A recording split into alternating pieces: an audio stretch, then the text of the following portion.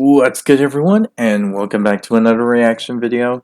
Today we're reacting to Film Theory Disney's Biggest Disasters.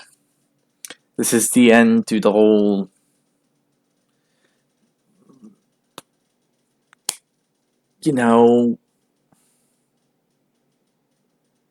Disney deaths.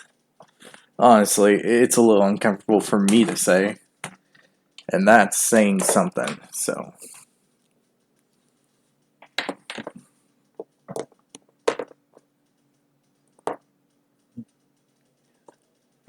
But yeah, this is going to be a long video, so we might as well get started. I hope you all enjoyed this video. If you did, hit the like button down below. The link to this video will be down in the description below, so if you want to see this video yourself, the link's down there in the description once again. Hit the subscribe button to support the channel, support the content provided, and so on and so forth. Hit the notification button, be notified immediately when a new video comes out. And if you have any videos you would like to recommend that I should react to, leave it down in the comment section below, and I'll react to it as soon as possible. With all this said, let's start this video.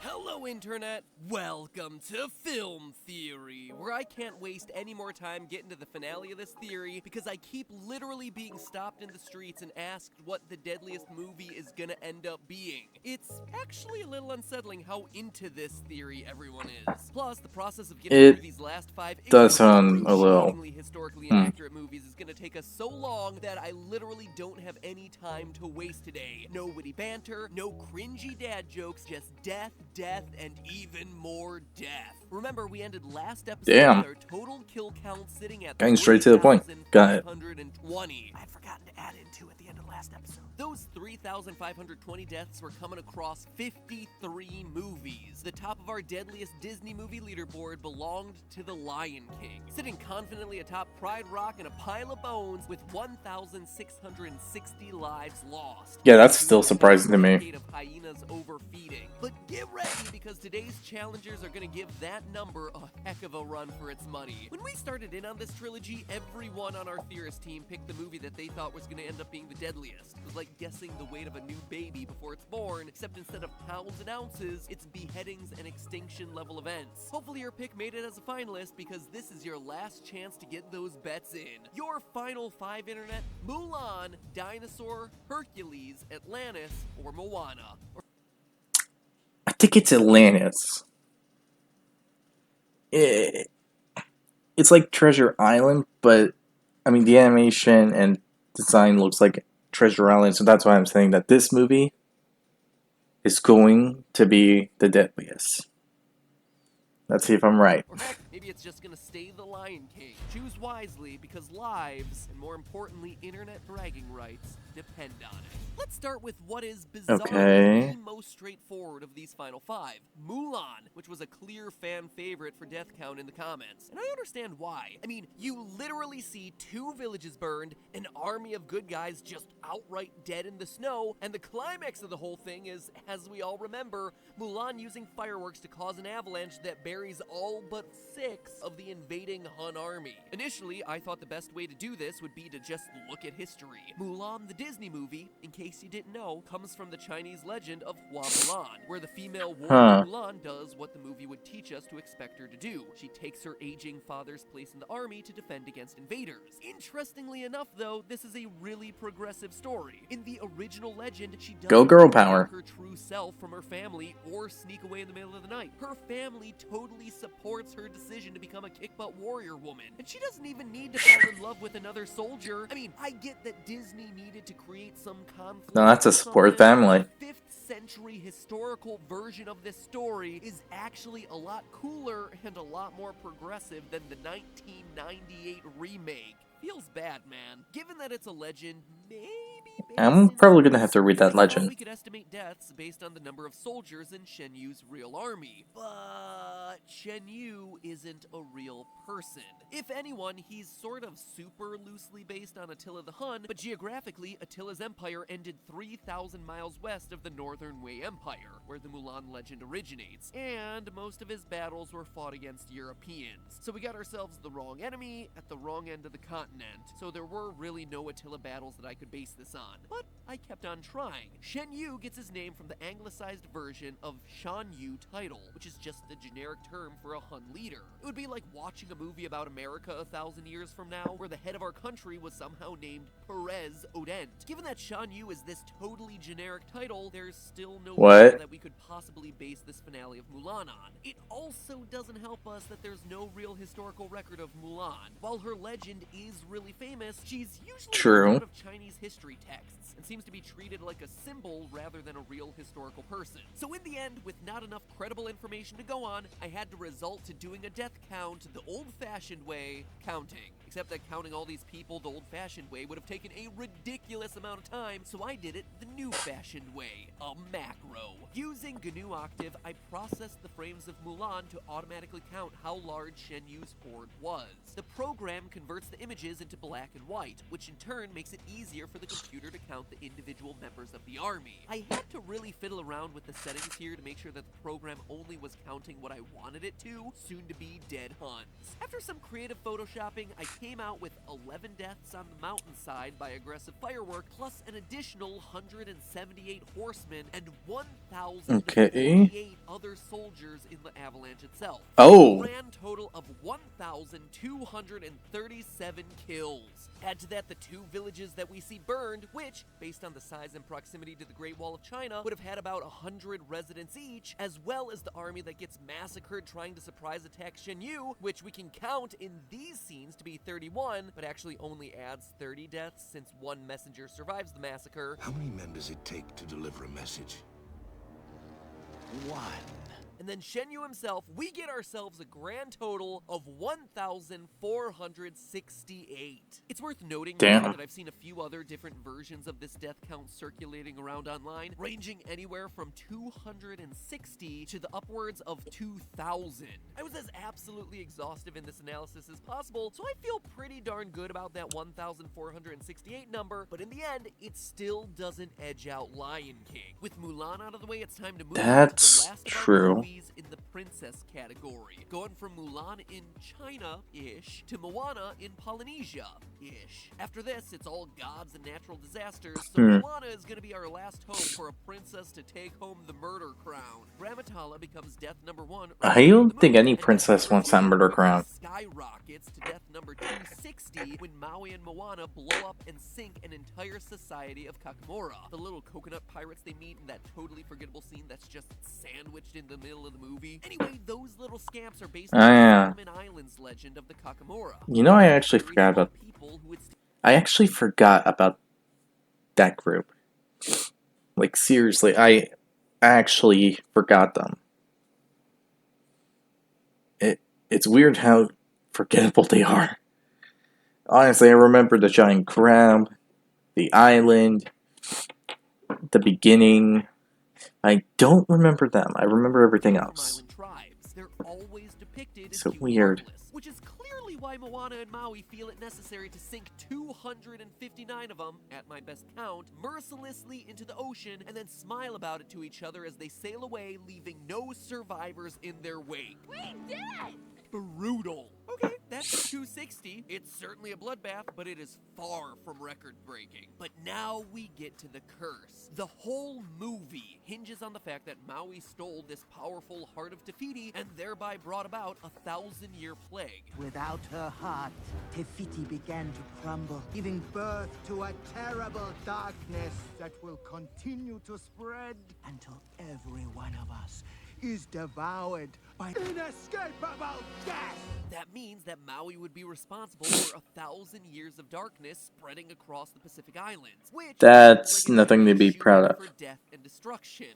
I am certainly excited. Now, we do have to remember that except for a single crab god, animal species aren't sapient in this movie, so fish aren't gonna count. And as much as I'd like to think that that leaves us with plenty of room for death, the problem with this curse quickly becomes the fact that it's just now showing up to Moana's island, which means that it has been coming for a long time. Sure, Grandma's map at the beginning of the movie shows this darkness spreading really fast, and yet when Moana and her dad visit the top of the island, he shows her how long they've been living there without any issues. No darkness to contend with for, at my count, 12 generations. If we're being generous and say that a generation of leader is turning over every 25 years, which again, Moana's dad looks significantly older than this, but we're giving it a worst case scenario, we're looking at least 300 years of easy fish and coconuts without even a hint of a plague. I mean, if you have that long to become a doomsday prepper and you don't build in any contingency plans, I think there's an argument to be made that you might have had it coming. Anyway, the point is, True. I mean, if you know it was coming and you just decided to ignore it later in life, and no one comes up with any plans to stop it, that's kind of on you. I mean, seriously, how could you just let this happen for 12 generations without any sorts of backup plan? Creeping up on anyone, or if it's just totally avoidable. To figure that out, we're going to have to measure how far the curse has traveled, which we know is going to be from the heart of Te Fiti, where the curse started, to Moana's island at the start of the movie. So all we need to know is how far she travels in her boat between those two locations and how long it takes to get there. We see Moana travel for 3, maybe 4 days at most. Her boat is captained by Maui, a master wayfinder and demigod, and her boat is a recreation of a Fijian kamikau, similar to an outrigger canoe, that can travel up to 15 knots or 17 miles per hour. We're gonna somehow have to ignore the fact that this boat was also built by those 300-year-old ancestors who landed on Moana's island, making this boat so impossibly old that there's no way it would actually sail, but whatever, Disney. We'll also assume that Moana didn't sleep at any point during the journey, something Maui considered a sign of weakness as a wayfinder. So at the boat's max rate, steered completely straight by an expert wayfinder, she could sail 1,632 miles or 2,626 kilometers in 4 days, which is pretty incredible, but we're giving them the best case scenario. This means that Moana's island is a little over 1,600 miles from the heart of Te Fiti, or Curse Ground Zero. So okay, if the darkness started at Te Fiti and is just now reaching Moana's island at least 300 years later, we're saying that it took 300 years for the darkness to spread 1,632 miles, meaning that the curse has spread 5.4 miles per year. That is nothing. When you're standing on the shore of a beach, the horizon you're seeing is 2.8 miles away. From the top of Moana's island, you would be seeing well over 12 miles into the horizon. You would literally see this darkness coming towards your shores for several years in advance, which is why Moana's deadliness just falls apart. With that much notice, it would be almost impossible to believe that seafaring Polynesian island dwellers who primarily fish for survival would be unable to, get in their boats and sail to the next island over when they see the curse coming, thereby buying them a few extra years. Even Moana's tribe of people who are water phobic are still going to have time to see their shriveled coconuts, throw some flex tape onto those centuries-old boats, and move to the next island, which would buy them more time. So the final death tally for Moana, 261. Not even close.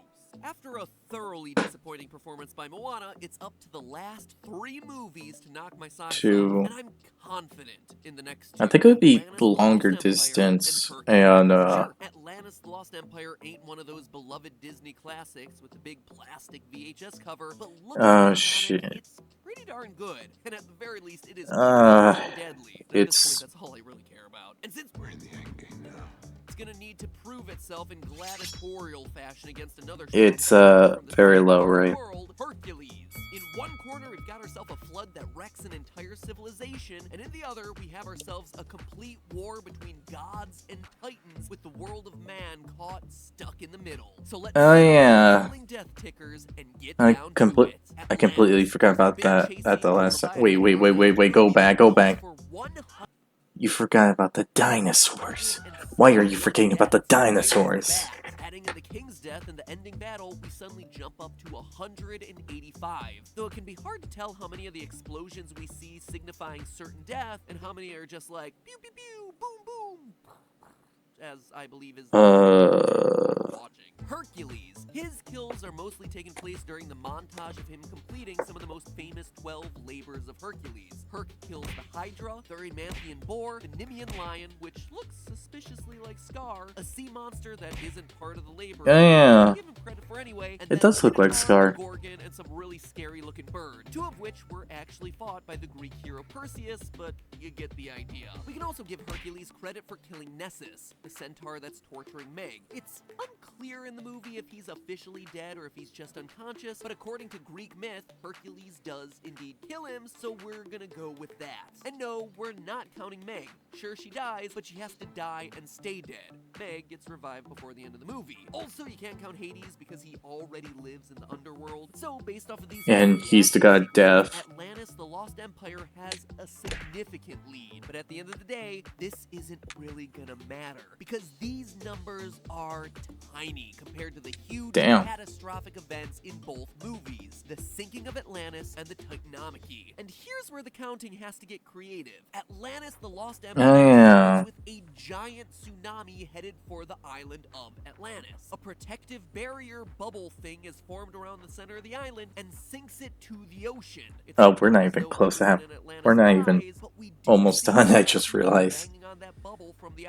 So this is gonna be a lot of calculations, or the last movie is even worse in depth. Leaves us with an obvious question and a not so obvious answer. How many people die when Oh, that's a tough one. Guess at this just from the design of the city that we see at the beginning of the movie, so we're gonna have to go all the way back to the ancient Greek Atlantis story to determine the most likely death toll. Ditto for when Hades releases the Titans onto Earth and they start wrecking house. Let's start with Atlantis. From a historical perspective, all our information about Atlantis comes from the Greek philosopher Plato. You know, the Plato who tells a story about a farmer who finds himself a ring that makes him invisible but corrupts him morally. A story that J.R.R. Tolkien definitely didn't steal. Anyway, in his dialogue Critias, Plato tells of the continent Atlantis. Yeah, he definitely didn't steal it. Power with a great military and tons of technology so advanced that it sank because the gods got jealous and sent a big earthquake/flood combo to take it down.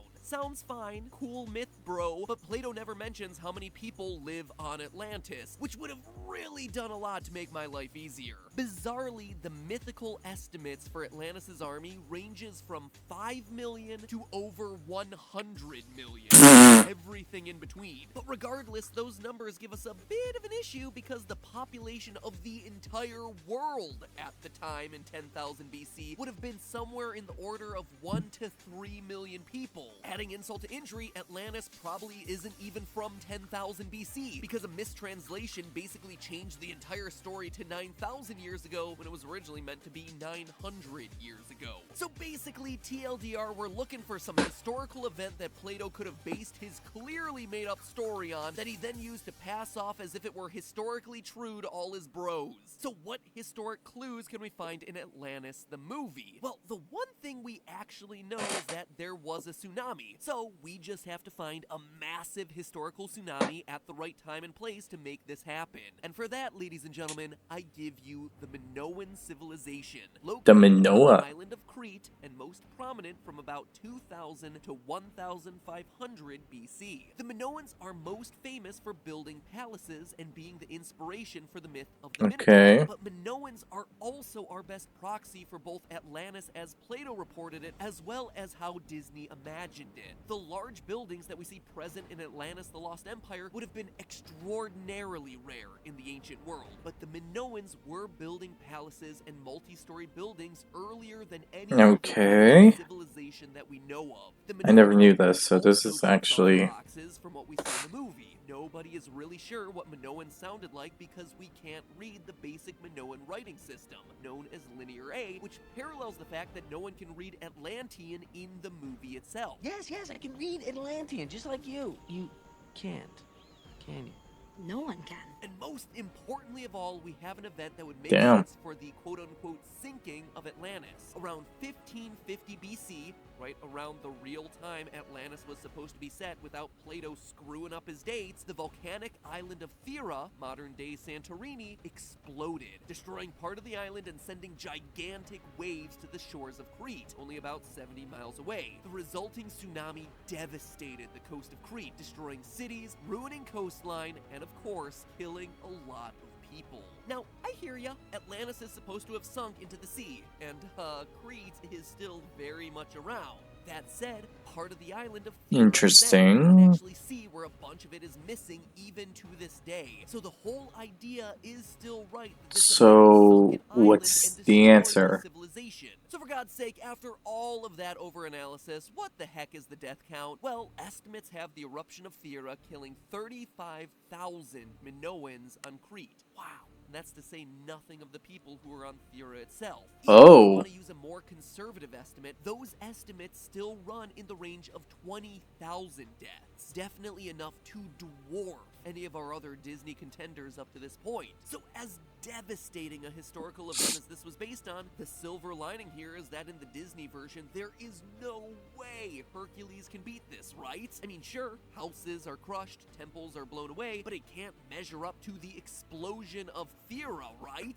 And I'm being proven wrong. Many people believe that the inspiration for the story of the TITANOMACHY, the exact scenes that we see take place in Hercules, was the massive eruption of Thera, the same event that we just attributed to the loss of Atlantis. So the long story short here is that the destruction in these two movies are based on the exact same event. So what is it? Like a tie, then? I mean, effectively, for as much as we can calculate real numbers out of poorly documented historical facts that influenced fictional movies hundreds of years later, yeah. Although Hercules is taking place in Thebes, which is much farther away from Thera than Crete is, so there would be fewer deaths associated with Hercules just by proximity alone. And there you have it, Hercules and Atlantis practically in a tie. I mean, of the two, Atlantis would qualify as the more deadly movie with Hercules in second place, but the two of them have a commanding lead over anything else in the Disney canon that we've covered so far. Congratulations, Disney, on leveraging a devastating global event for children's entertainment. Not just one. Don't worry, I hear ya. Horrifying. What? You can't lead us through an entire flippin' trilogy. Well, technically not a tie. I mean, if you think about it, if you don't count that stuff, then basically Atlantis has more kills because it has. A flippin' mid-roll just to tell us that it ends in a tie. I mean, I don't write the movies, so take it up with old Walt. Oh wait, there is still one more. Dinosaur. That's right. The Disney And it's the winner, is it? And then definitely continued to not need because it came out in 2000 and we already had the far superior Land Before Time series since 1988. But regardless, it's a movie that the Disney animation made, and it is here where the buck stops when it comes to Disney deaths. And I know you're all like, oh, of course, this movie shows the extinction, right? So many millions of dinosaurs die. And as much as I'd like to just finally end this with the mass extinction of the dinosaurs, this movie actually doesn't show that event.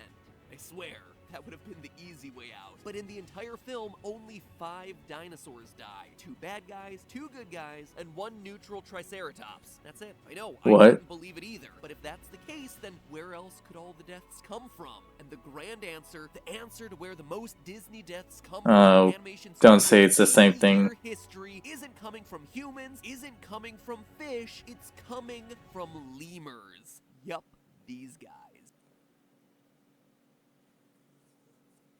What the fuck? Lemurs. Explain this. Prehistoric lemurs. You might be thinking Explain this shit. Gee, I didn't think dinosaurs and lemurs really lived at the same time, and right you would be. Pretty much. There's some research that mammals and dinosaurs did overlap for a very short time at the end of the Cretaceous period when Aladar, our iguanodon protagonist, was supposed to have lived. And it just so happens that one of the oldest animal species to exist in this teeny overlapping sweet spot 60 million years ago were lemurs. And yes, historically you still have to really squint at this one to get any kind of scenario where a monkey family would raise a dinosaur. We're just gonna have to go with this one in order to make it to the other side of it. So like I said, said, very few dinosaurs were actually harmed in the making of Dinosaur, but an entire island worth of lemurs were just knocked out in one fell swoop. We see a meteor and the associated fallout land on the uncreatively named Lemur Island in the movie, sending the entire island up in flames except for this small lemur family and our friendly dinosaur hero. The lemur baby even comments that during the film, thereby confirming for us that every lemur on Lemur Island is now a crispy critter. But of course, that leads to the next obvious question: how in the world do we know how many that is, or even how big Lemur Island is? Well, in the most bizarre twist of luck, we actually know the real-world location of Lemur Island, because historically there is only one possible location, and it's the Madagascar? real island off the east coast of Africa called Madagascar. Called it. In your biology lesson for the day, the reason lemurs are lemurs is because they evolved all by themselves over millions of years, isolated from all other primate species on the lonely island of Madagascar. All lemurs, even modern lemurs, started back on Madagascar. So this is Obviously. the only place Lemur Island could be in the entire planet Earth, especially on the order of 60 million years ago when Madagascar had just started to separate from continental Africa. This is also why we only see the dinosaur and lemurs swimming across a narrow channel rather than a huge body of water in the aftermath of the meteor strike. At the time they escaped from Lemur Island was just recently Lemur Peninsula. So with that incredible stroke of luck, we now know not only where Lemur Island is, but how big it is. Madagascar is 226,597 square miles in area. Okay. That area is habitable by lemurs. Going by its modern-day geography, which is honestly all we got, only about 43,000 square miles of the island is rainforest, which is lemur habitat and also the area where we see the lemurs living in the movie. So how many lemurs could reasonably be living in 43,000 square miles of jungle? Oh, well, this is impossible to know directly, but the lemurs in the movie would have been precursors to the modern ring-tailed lemur, which has a territory size of 0.14 square miles. That means that you can figure 307,143 lemurs onto Madagascar at territory capacity, which is how many lemurs we would have the potential to lose in Dinosaur. Even if we said it was half that number, even if we said it was a tenth that number, we still have our winner by a long shot, by an apocalyptic landslide. Dinosaur is the deadliest Disney movie of all time. Rest in peace, lemurs, and a moment of silence for all the Disney fallen who've gone before you.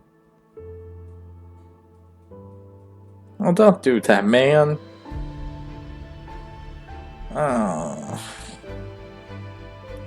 Why you gotta make the end so emotional? So after 58 movies and 3 incredibly long episodes, what does all this mean, my friends? We have come a long way on the Disney death train, and I wanted to highlight how much we've accomplished here by recapping some of our most significant findings. Across the entire Disney canon, 58 original Disney Animation Studio movies, our estimated total deaths are 344,031, which is honestly nothing compared to the number of childhood dreams this show kills on a regular basis. Our overall deadliest Disney movie The was frick? Dinosaur, at a death count of up to 300,000 sapient lemurs. The most deaths of any movie you cared about, or are likely to have seen, however, goes resoundingly to Hercules and Atlantis the Lost Empire, with over 20 to 30,000 deaths each by volcano. Most deaths in a Disney princess movie, as well as Disney's deadliest princess, goes to Mulan with just over 1,200, very respectable number. Disney's deadliest and most effective villain is Scar from The Lion King at 1,659 deaths. Game of Thrones, he did really do that. Most twisted deaths go to Alice in Wonderland, where the walrus eats 12 oyster babies. Oh, don't remind me. Accidentally harpooned opera-singing whale in Make Mine Music. God, just brutally sad. And my personal favorite Disney death goes to Ursula being stabbed in the stomach at the end of Little Mermaid. And now, Finally, with Meh. this series over and all this being said, Yeah, now that's. go I'm really gonna and say all meh. collectively kill off 2018 to start the old kill count back at 0 for 2019. This has been an incredibly fun but totally exhausting project to finish off the year. I hope you enjoyed it as much as I did. This was a blast. Let me know if you want to do something similar for Pixar movies, DreamWorks movies, I don't know. I'm game for anything. Thank you so much for your support over this 3-part trilogy. Thank you so much for your I wonder if he did continued do film a video like that. a happy new year, everyone. Onward to 2019. I will see you there with more theories, more film theories, and cuts. Oh. Okay, not a good way to end it. Not a good way at all. Anyway, that was a interesting bit. So I did not think that lemurs would be the cause of dinosaurs' victory. Honestly, didn't. But they did. Who would have known? That's weird. It's a weird thing to think about, in my opinion. But yeah. So out of these 5 movies, Mulan came in last. I mean, no, not Mulan. Mulan came third. Moana came last.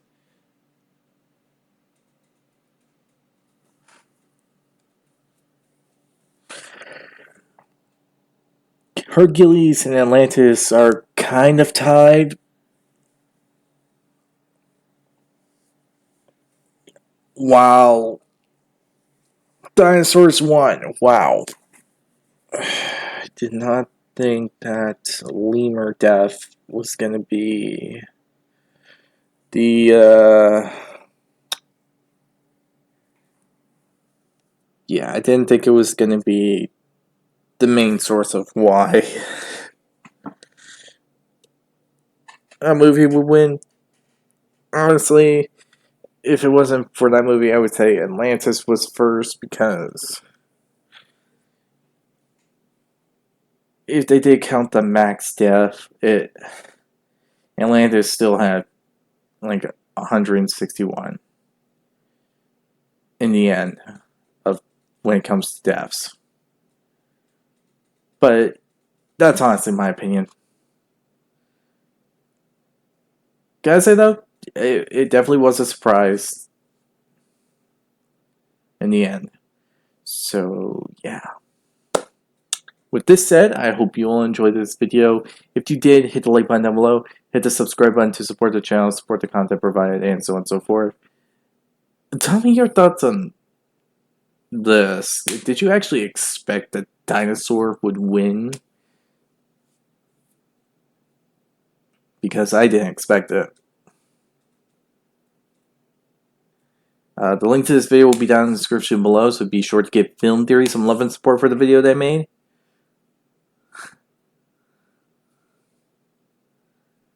And yeah, with all that said, hope you'll enjoy, and I'll see you all next time. Bye!